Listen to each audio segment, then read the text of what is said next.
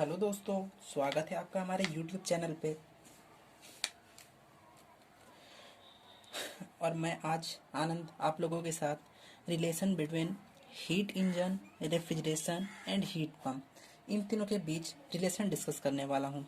क्या रिलेशनशिप है जो ज़्यादातर एग्जाम्स में पूछे जाते हैं, या एक और क्वेश्चन आ सकता है इसी में आपका कि coefficient of performance of heat pump, it means COP of heat pump equals to 1 plus coefficient of performance of refrigeration, या इक्वल्स टू आ सकता है 1 by efficiency of heat engine.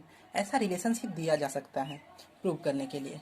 तो इन तीनों के बीच यही रिलेशनशिप होने वाला है। तो इन्हीं को मैं आज आप लोगों को प्रूव करके दिखाने वाला हूँ।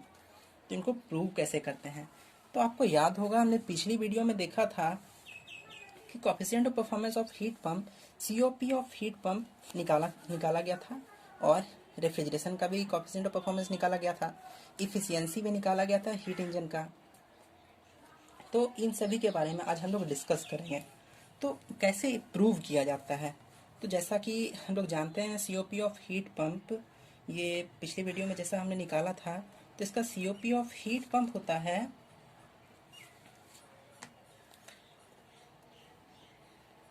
Higher temperature by higher temperature minus lower temperature, ऐसा होता है COP ऑफ हीट पंप। तो इसी को हम लोग प्रूव करेंगे 1 प्लस COP ऑफ रेफ्रिजरेशन के जरिए, जो कि ऑलरेडी फिर यहाँ से हम लोग इसका हीट इंजन का इफिशियंसी निकालेंगे, तो जो भी कुछ ऐसा ही होता है। तो इसको हम लोग देख लेते हैं 1 by efficiency of heat engine. तो इसको हम लोग प्रूव करते हैं। तो जैसा हम लोग जानते हैं, जैसा यहाँ दिया गया, इसको लिखते जा रहे हैं 1 प्लस COP ऑफ रेफ्रिजरेशन लिखा गया है। तो COP of refrigeration it means refrigeration का कोफिशिएंट ऑफ परफॉर्मेंस जो हम लोग देखे थे पिछली वीडियो में, वो था lower temperature by higher temperature minus lower temperature, ऐसा था। अब इसको हम लोग सॉल्व करेंगे। तो इसको हम लोग सॉल्व करते हैं। तो सॉल्व करने के लिए देखते हैं, यहाँ 1 है, 1 के नीचे कुछ नहीं है। तो जैसा हम लोग फ्रैक्शन को सॉल्व करते हैं, बिल्कुल उसी तरह से इसको भी सॉल्व करने वाले हैं। तो 1 के नीचे कुछ नहीं है, तो मान लेते हैं 1 है। तो 1 और इन दोनों का LCM निकालते हैं। तो LCM निकालने पर इतना ही टर्म आ जाएगा नीचे, इसको लिख देते हैं हायर टेम्परेचर, ये H छोटा लिखना है, माइनस लोअर टेम्परेचर, और ऊपर में 1 से इस टर्म में मल्टीप्लाई हो जाएगा, तो सेम टर्म यहाँ लिखा जाएगा higher minus T lower plus T lower. तो जैसा कि देख पा रहे हैं T higher minus T lower, और फिर से T लोअर प्लस में है। इसको हम लोग सॉल्व करेंगे तो पता चलेगा ये T लोअर निगेटिव है और T लोअर पॉजिटिव है, तो ये दोनों कट जाएगा। जो बचा उसको हम लोग लिख देते हैं सिर्फ, मतलब कि T higher temperature by higher temperature minus lower temperature, यहाँ से ऐसा बनकर के आ रहा है। और अगर हम लोग इसके बारे में देखें तो ये यहाँ से यहाँ ये प्रूव हो जा रहा है। और यही सेम चीज़ हम लोग पिछली वीडियो में पढ़े थे इफिशियंसी ऑफ हीट इंजन निकालने के लिए भी। तो वहाँ इफिशियंसी ऑफ हीट इंजन इसी तरह से था। तो हम लोगों को निकालना है ये 1 by efficiency of heat engine, ये हो रहा है ऐसा।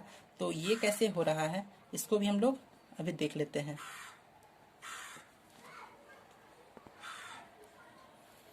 जैसा कि हम लोग जानते हैं इफिशियंसी ऑफ हीट इंजन जो होता है, पहले हम लोग उसको लिख देते हैं। तो इफिशियंसी ऑफ हीट इंजन का फॉर्मूला आता है, तो इसी को सॉल्व करके देख लेते हैं 1 by efficiency of heat engine ये हो रहा है या नहीं। तो आइए इसी को कर लेते हैं। 1 by efficiency of heat engine equals to ये जो हो रहा है, मतलब हायर टेम्परेचर बाय समथिंग इतना हो रहा है। तो आइए इतना आता कैसे है, तो 1 by efficiency of heat engine लिखते हैं हम लोग, जो पिछली वीडियो में हमने सॉल्व किया था। तो इफिशियंसी ऑफ हीट इंजन कुछ हम लोगों का था इस तरह से,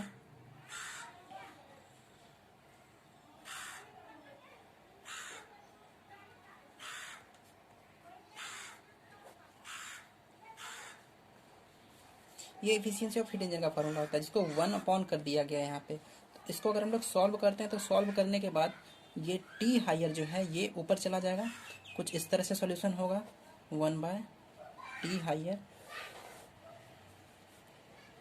ये ऊपर वाला टर्म अलग है, नीचे सॉल्व करके दिखा रहे हैं हम।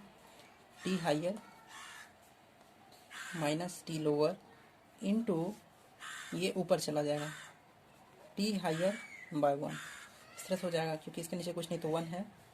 इसको हम लोग देखेंगे इस तरह से, तो यहाँ से इसका सॉल्यूशन करके आएगा